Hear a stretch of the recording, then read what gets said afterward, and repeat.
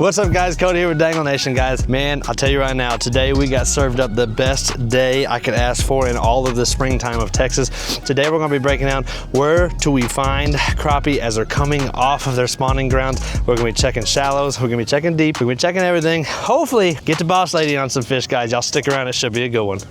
All right guys, got what looks like a 2-pack sitting right here in front of us. So what I want to do is I want to drop down on them, and you know, just like always guys, I want to pendulum them over, but I want to keep that jig right above their heads. And what I'm doing today guys, I'm checking this 8 to 12 foot range because I know that these fish, if they've spawned out already, they're going to be coming off of their beds. There we go.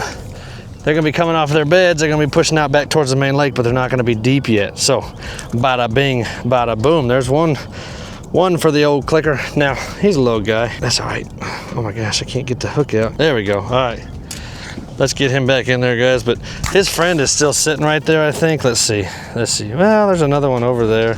Yep, his friend is still sitting right there, guys.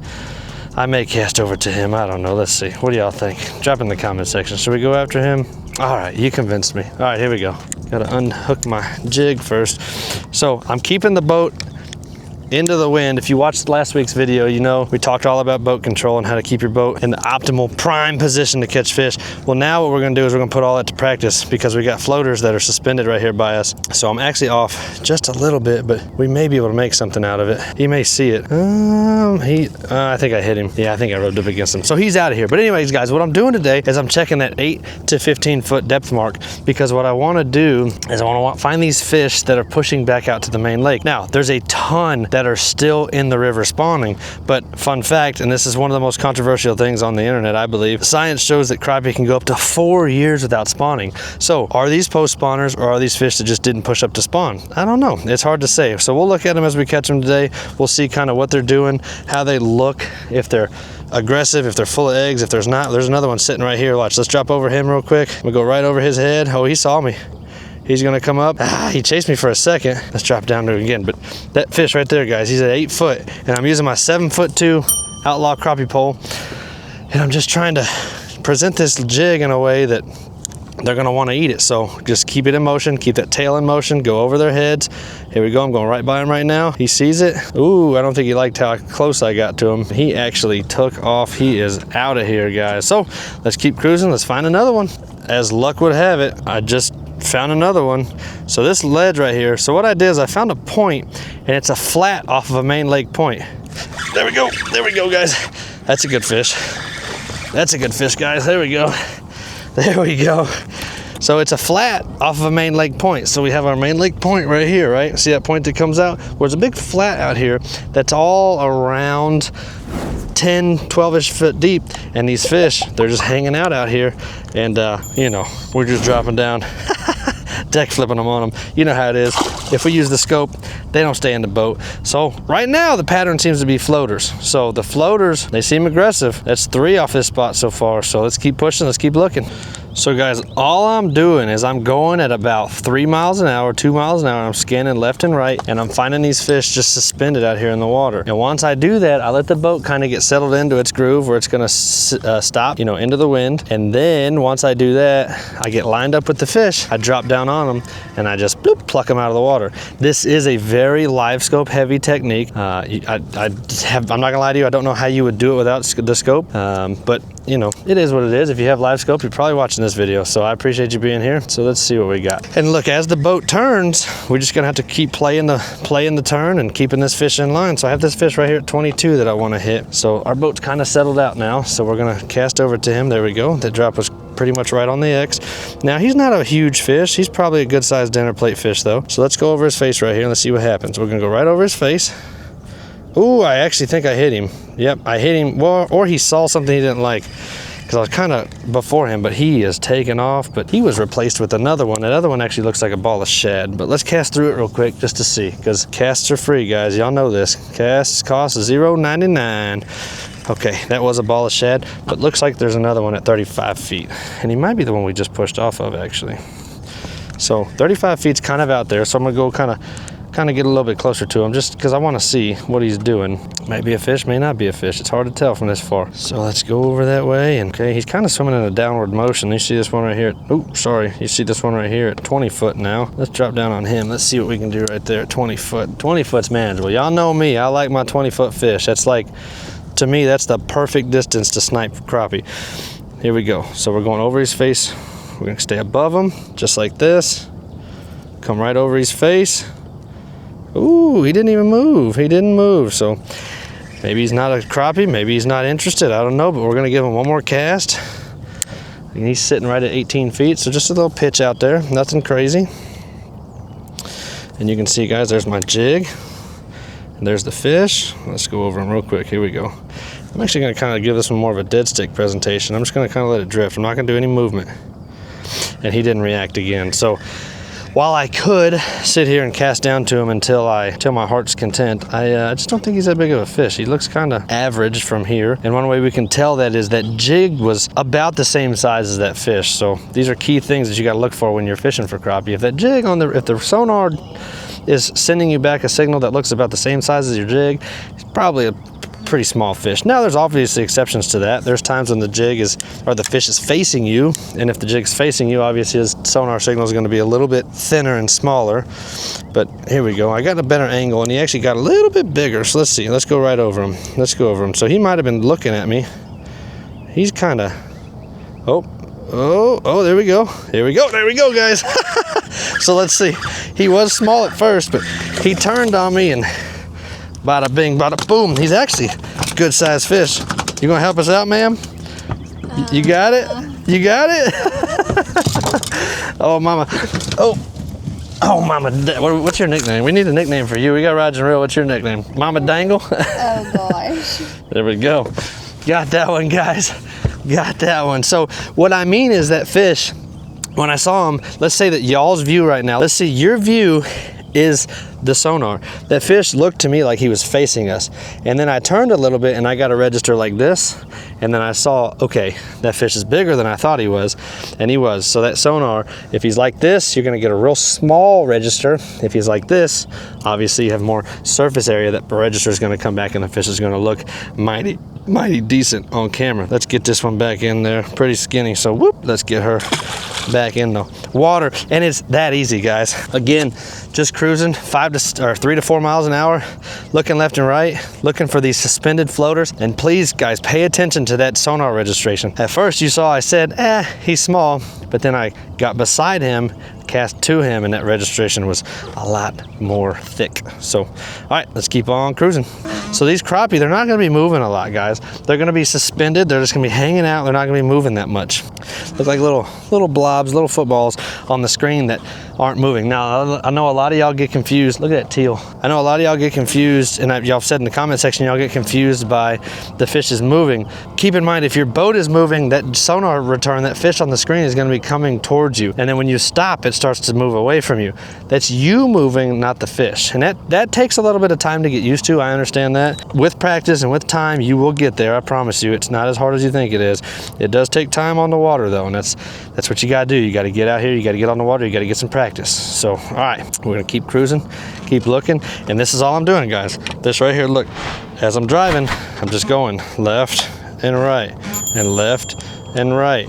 And you can see on my screen, I'm just going left and right, and left and right. And all I'm doing is looking for those blobs that are on the screen. Now, guys, one just rolled in. I'm sitting here talking to y'all, and one just rolled up. Oh yeah, we're gonna catch this one. We're gonna catch this fish right here. That should be a decent sized fish right there. So he's at 28 foot. That's a poke, but that's all right. We're gonna just pitch out there. Guys, we're gonna pitch out there. So see, I landed at like 40 feet. So now I just gotta walk it in and kind of use my pole and the jig and the swing and just kind of put it all together, guys. So he's sitting right underneath the bait ball right there. So that's all right. Here we go. I'm gonna come through this bait ball. What I wanna do is go through that bait ball and then kind of fall out. That way I look like an injured bait fish. Go right over his face, guys, and there you go. There you go, guys. Oldest trick in the book. Fall out of that bait ball like he's injured, and them fish cannot resist that, man.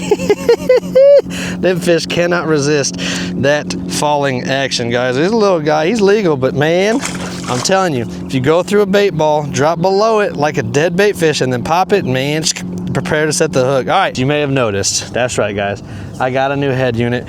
Guys, we've been eyeing them, and I was torn between the 8612 and the 126 SV Ultra 2. And guys, we got the 126. I went to several shows, me and the boss lady. How many times did we look at both of them? At least 1 million times. And I'll be honest with you guys, I just didn't see enough of a difference in the 8612 to buy it over this one. It is like $1,000 more. I actually had it in my cart for about a month, and I was like, man, do I really want to get it? Do I really want to get it? And honestly, a lot of the decision had to do with y'all as well. I wanted to keep my whole setup as well as something that is more like the working man, like you and I. We can save our pennies and we can go out there and get it. So that's ultimately what we ended up getting, especially with the Ultra 2 now having active captain. I don't have it set up as of this video, but when I get done with this video, I am going to set it up. That way we can overlay the live scope footage as we're fishing to help y'all out more. But anyway, what I want to do is I want to show y'all the settings that I'm using on this new system. It's new. I feel obligated to tell y'all that it's new and to show you my settings. That way I can answer any questions. So that way I can preface any questions that y'all may have. So let's jump into this real quick. So let's jump into our settings. And again, the Ultra 2 is a touchscreen device. So anything that you need to do on it is going to be touchscreen. So we're going to hit the 3 buttons down here. And this is our first screen options. So our gain, I have it at 65. Now, guys, the gain you're going to play with depending on the water that you're on. The gain, you're going to go up and down, up and down, up and down, depending on what body of water you're on, depending on the clarity, depending on how dirty the water is. Like today, it's not that dirty, but it's got a little tinge to it. So these are things that you're going to have to play with when you're on the water, the gain that is. All right, back into it. Depth range, I have set to auto. I always leave that to auto. Forward range while I'm scanning, I leave it at about 40 to 50. Rods and Reel likes 50 to 60. I'm not that confident with the system yet, so I leave it at 40 to 50. I'm still personally trying to figure out what are the big fish and the little fish. This screen is 2.5 inches larger than the old screen that I had. I had a GPS map 1022, so this one is a little bit bigger, so I have to recalibrate my internal brain measurements, if you will, if that makes sense. All right, transmit is on. So let's go to Sonar setup. This is what y'all are wanting to see the most. So noise reject, I leave it on high. Ghost reject, I leave it on high. Let's hit the layout button. I do show my grid. I do on-screen controls. So now let's go to appearance. So appearance is going to be what we're seeing here. So my color scheme is black emerald. Guys, I just really like the black emerald layout. It makes the colors come through really good. I like the green. I don't know, it's just something that I enjoy. So black emerald is the one that I usually leave it on. All right, color gain I have at 85%. And again, I'm still playing with all this stuff. Color gain, what that does is it shows you, look at the screen, see how dark it is and how light it is. So 85 I think is just what we've landed on for now, just because it seems like what I want to do. Sonar setup, layout. So not layout, I'm sorry, we want to go to appearance. Trails I have off and bottom fill I have off. So if we turn the bottom fill on, it makes it this weird, I don't know, I'm not sure why it does that. I've never understood that, and I've used Garmin for years. I like the bottom fill to be off. I know some guys that turn the bottom fill on and they swear it helps them see the fish when they're right up on the bank, but that's personal preference. So that's how we're setting it up right now. That's how we have the graph set up. So if it helps you, awesome. If it doesn't, awesome. So that's how we have it set up. Drop in the comment section if you have any other questions, and I'll answer them, but let's go to the next spot and check it out. All right, guys, I came across the lake. We checked timber for a second, just wasn't impressed. This lake level is lower than it has been, and so the stuff I wanted to hit's just a little bit too shallow for what I want. But I'm going over I came over this other side of the lake. All right, guys, I'm at the pile. I can see a couple of fish on them. I don't know if they don't look too huge, but let's see. Let's drop down there.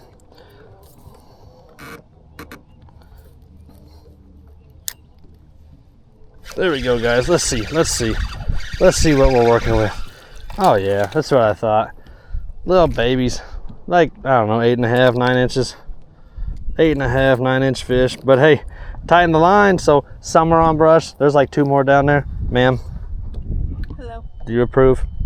What is the... 10 inches. Oh, I don't approve. You should know what 10 inches is. Yeah, I know, but that may be that. All right. All right. There's another one sitting right on top of the pile. I just for fun, I want to get him, guys. He's sitting right there. Y'all can see him sitting on that pile, and I'm dripping. Oh man, I'm dropping right on top of him. So this should be a good little drop right here. All right.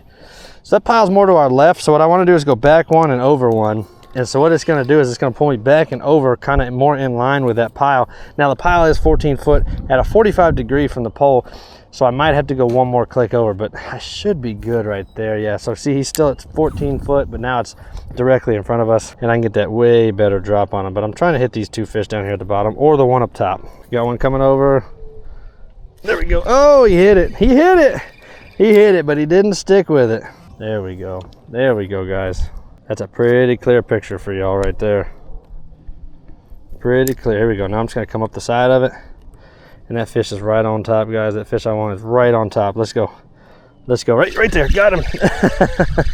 Got him. Oh, fly by, drive by. He was a little guy. So I don't think the play is in this cove, guys. So we're gonna jump spots again. Some on brush, little guys on brush, which means the big guys probably are not pushed out here yet. So we're gonna go check another spot, keep deck flipping them. Guys, I just pulled up to this spot, and there is a tank sitting at 26 feet. Oh my gosh, if I get this fish in, guys, let's get it, let's get it, let's get it, let's get it. That's the fish, that's my jig. This is where dreams come true. Here we go.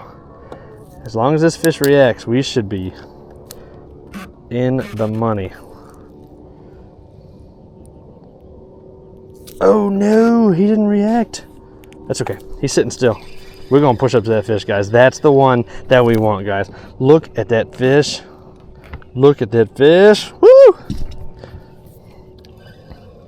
34 feet though, so we're gonna push up. There's a bunch right on this ledge, man. So right on this drop off, middle of the open lake. So that's promising.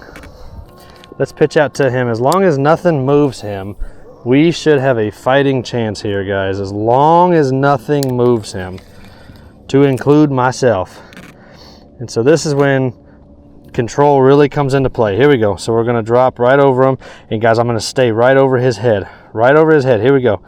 I'm right in line with him. Let's see if he sees me here. No reaction on that one either. That's all right. That's all right. So I want to go up just a little bit further. I want to get him sub 30. Right now he's at 34 feet. I would love to have him sub 30.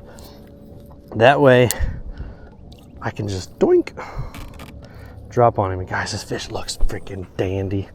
This fish looks like a freaking hog. Okay, here we go. Just gotta stay the course. Here we go. He's right there. We got him at 30. He's sitting at 30, guys. And just stay over him. Just gotta work him in. Here we go. I'm going right over him right now. Got him, guys. I got that freaking hog. Oh yes. Oh yes. Oh son. Oh son. That's a good one. Did you see that?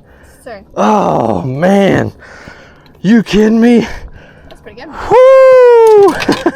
That's a good one. Look at that joker. I don't know where my phone is. Hold on. Mama Bear approved. Guys, pulled up, saw him on the scope. Man, I'll tell you what. Here we go. Here you go, Mama. Okay. Just one picture, that's all you took? You're a diva. All right. 4. Woo! That's a big one. How big is that one? Oh, let's see. What was that? Say it again. So that was a big one. How big is that one? So he is, unofficially, he is 14 inches. Ooh. And he probably weighs, I do have a scale. Here, you want to just weigh it?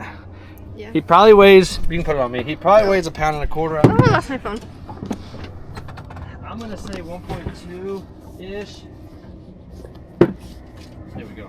You can. You said to put it towards you. She's just holding the camera straight out. I'm going to say like 1.25-ish. 1.7. Oh, it's not that big. 1.1. 1.1? All right, here we go. Uh-oh, my scale's being weird. There we go. All right. 1.25 is what I'm calling. Here we go. What did I say? 1.1? 1.5 pounds, baby. I should say 1.7. 1.5 at 14 inches. We got to get this big junker back in the water. So we're gonna get some thumbnails and we're gonna put her back in the water. She wanted me to do a thumbnail like this. Ah! Our daughter would like that. Our daughter would. getting on it. Hey, how about you point at it? We might use you as a thumbnail. Point at it. Just point right at it. All right, let's get this joker back in the water, guys. Man, that's what we want to see right there. We want to see. Oh, they're fine. They'll be all right. They'll be all right. Here we go. There she goes. There she goes. Ah, guys, it doesn't get old. But good news is this pile's loaded. Let's drop down to the piles, guys. Let's go. I lost my split shot, so let me throw a split shot on real quick. Give me just 1 second.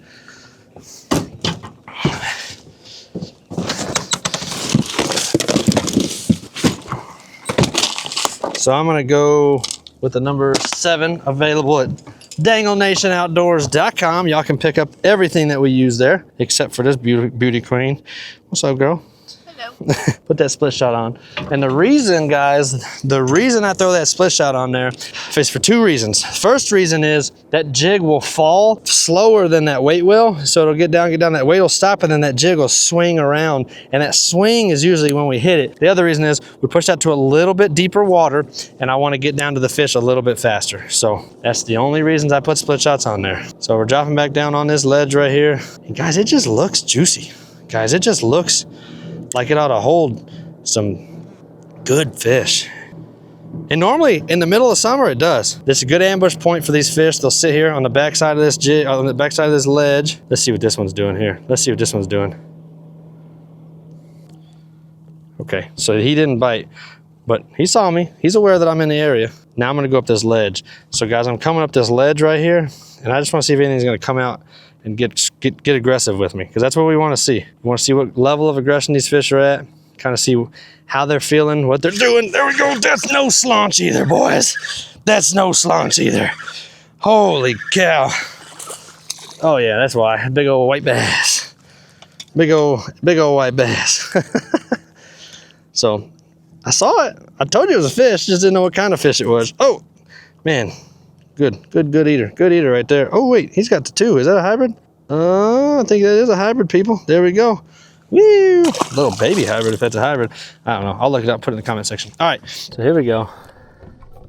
I'm gonna hit it from a different angle this time. I'm gonna drop down kind of in the middle of it this time, not so much down towards the mud. Because sometimes, what? Daggone white bass trying to mess up my style. Sometimes these white bass, sometimes these bigger fish, they hang out right at the top. Got a couple following me. No interest though. All right. There we go. There's another one. All right, let's see what we got here. Oh my gosh, dudes. Look at that red ear. Dog. I like one of everything today. Dude, look at this red ear. JR, Bill, holy buckets. Oh, take a picture of that. Dude. Your phone back. You're just trying to Guys, catch one of each species. I know, I guess so. You're my good luck charm. Guys, look at that freaking Catfish. dog. Oh, all right. I don't think y'all understand how big this red ear is, guys. That is a freaking magnum. Dude, that's an 8-inch. That's a, what, 8.5, 9-inch red ear, dude. Holy cow. Sorry, I keep saying it. Holy buckets, guys. That is a magnum red ear. All right, well, let's send it back. Thank you, sir. Dude, I sincerely appreciate that fight. There he goes. Oh, well, maybe not. Uh-oh. Uh-oh. Oh, yep, there he goes. All right. Woo! Woo! Listen, got out here today, got it done. Hope y'all pick something up. So started on a flat. The flat definitely held what looked like the most fish. And then once we got off of that flat, we went to standing timber. Wasn't much of anything on standing timber. Now the lake is a little bit lower than normal, so the standing timber that I normally hit was a little bit out of depth that I like to hit, so that's all right. Then we went to the off-wind wall, caught like 2 over there, and then we came to 2 main lake drop-offs, found the nursery. So my assessment is they're still spawning and they're still moving out of the spawning grounds. I think they'll be back on brush here in the next couple of weeks, which will be great. I love when our brush piles out in the middle of the lake. Y'all know that middle of summer fishing is my personal favorite time to fish for crappie. So that, and he's red ear. Now that I caught that, that gravy train started. So that's where I think they're at. I think they're still in a transition. I think your best bet is to catch them at the mouth of a river or on a big main lake point flat like you saw us do at the beginning of the video. Guys, I sincerely appreciate you hanging out with me and the boss lady, even though she's a little confused. So make sure y'all check out this playlist right here. We'll catch y'all on the next one. Don't stop the dangle. Peace.